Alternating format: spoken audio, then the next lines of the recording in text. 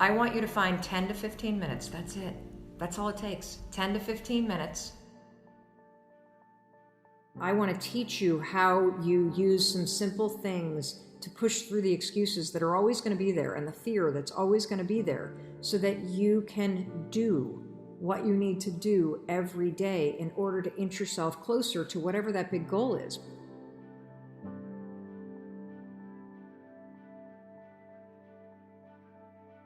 How you start your morning determines how your day goes. That's right.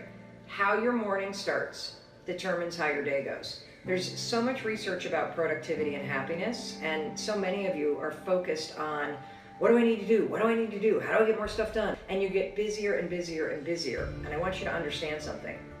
Being productive, being happy, being in control of your life, it has nothing to do with when you get up. It has everything to do with how you get up. And so a routine refresh is something that you have to do. You have to do it because you must have a morning routine. If you don't have a morning routine, your entire day will get hijacked.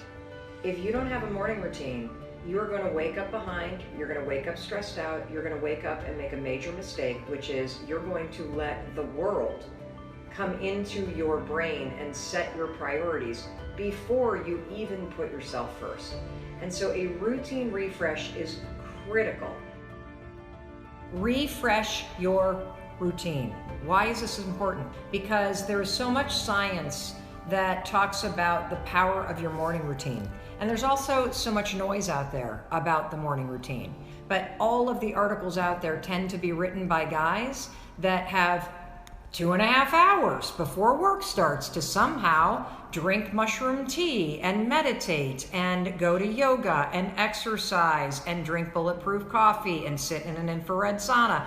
And I don't know what planet these people live on, but they clearly don't have children or a job they need to get to at 8 o'clock in the morning. I'm being realistic. I'm being realistic about the fact that you need a morning routine, but you need one that works for you. You see, I had a morning routine that used to take me 30 to 40 minutes last year when I had more time. I've had a morning routine that took an hour when I had time and the ability to go for a jog in the morning. I'd incorporate that in the morning routine. My morning routine, 10 minutes long. That's it. It's 10 minutes long because that's what works for me in this season of my life. And so I am inviting you to do a routine refresh, where I'm going to walk you through the science of a morning routine. I'm going to take you step by step in this guide through how you should be thinking about the components of what you want to do every morning in your morning routine. And I am also begging you to customize it so that it works for you. Because the truth is, if it doesn't work for where you are in your life right now, you're not going to do it. And the most effective morning routine is the one that you actually do every morning. I've got a question from Diego, and this is going to relate back to your morning routine. From Diego, I have a dream of opening my own restaurant, but I'm terrified to start. How many of you have ever thought about opening up a restaurant or starting a small business or having some kind of side hustle? It doesn't have to be a restaurant. The American dream used to be, I really dream of owning my own home. Do you know what the American dream is now for the majority of people? It's, I want to own my own business. And so whether you're interested in launching a restaurant or you would love to have a business of any size, shape, or form in any vertical that you can think of, this is a question that you need to pay attention to, okay? Because I know this is also impacting you. I'm terrified to start. I know I have the potential to be really successful, but I just can't get myself to actually do something about it. You know, sometimes when the dream is so big, the fact that it's so big becomes paralyzing because you think about where you are right now and you think, holy cow, that thing that I really want? How do you even start when the dream is so big? So here's what we're going to do today. We're going to shrink it down. I don't want you to think about opening a restaurant. I don't want you to think about launching that business, because that's something that will happen a year from now. What I want you to think about is I want you to shrink your thinking. I want you to think about researching a restaurant. I want you to think about preparing to launch a restaurant. I want you to think about learning about launching a restaurant. Do you see how just saying, I want to learn about launching a restaurant changes how you feel versus I'm launching a restaurant, which feels so big. You're just in a phase where you're learning and researching this idea, which all of a sudden takes all the pressure off, doesn't it? So that's number one. Let's shrink it. Let's not talk about launching it. Let's not talk about building it. Let's talk about researching and learning about it, okay? So that takes the pressure off. Then the next thing that I want you to do is I want you to focus on something that I talk about all the time. If you're researching and learning about launching a restaurant or a business, all I want you to do, I want you to find 10 to 15 minutes. That's it. That's all it takes. 10 to 15 minutes. And I want you to do one thing for 10 or 15 minutes a day that helps you learn or research about the idea of launching a restaurant. How many of you are starting to feel a little bit lighter? How many of you are starting to feel like, holy cow, thinking about it that way, I actually could get started today? Making this smaller and making it something that I'm learning about rather than doing and launching and that somehow thinking about it differently frees up the ability to get started. I want you to do one small thing a day. So what could you do? You could read an article about somebody that launched a first-time restaurant. You could look online for 10 to 15 minutes for a local restaurant networking event. You're not launching or building a restaurant yet. You're learning about it and you're researching it. And your job as a student of this subject is to do something every day for 10 or 15 minutes in order to learn or research it. That's it. That's all I want you to do, because here's what I know. If I get you to start doing that and you do this every day for 10 or 15 minutes, which you absolutely can, guess what's going to happen? You're going to feel momentum. You're going to feel like you're working on it.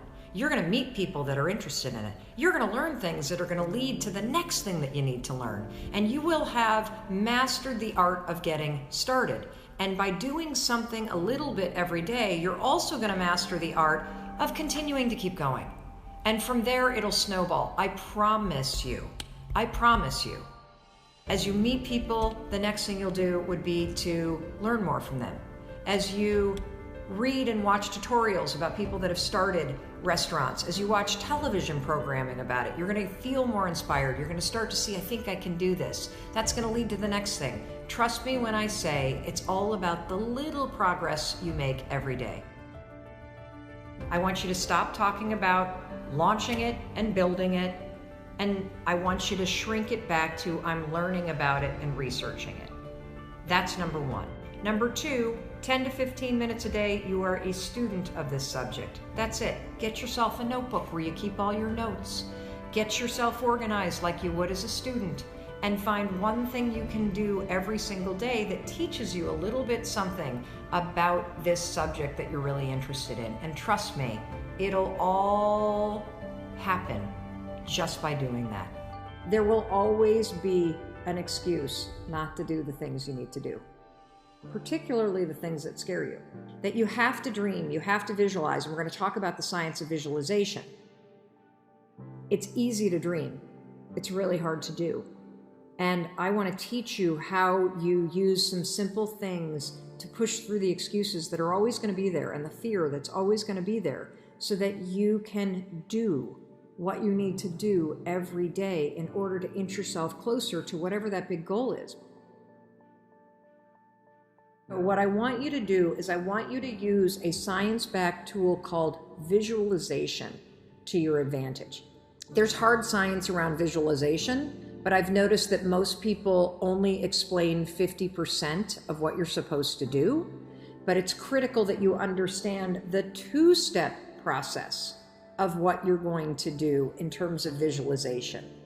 And that's this piece of visualization that everybody misses, that the science says is the most important.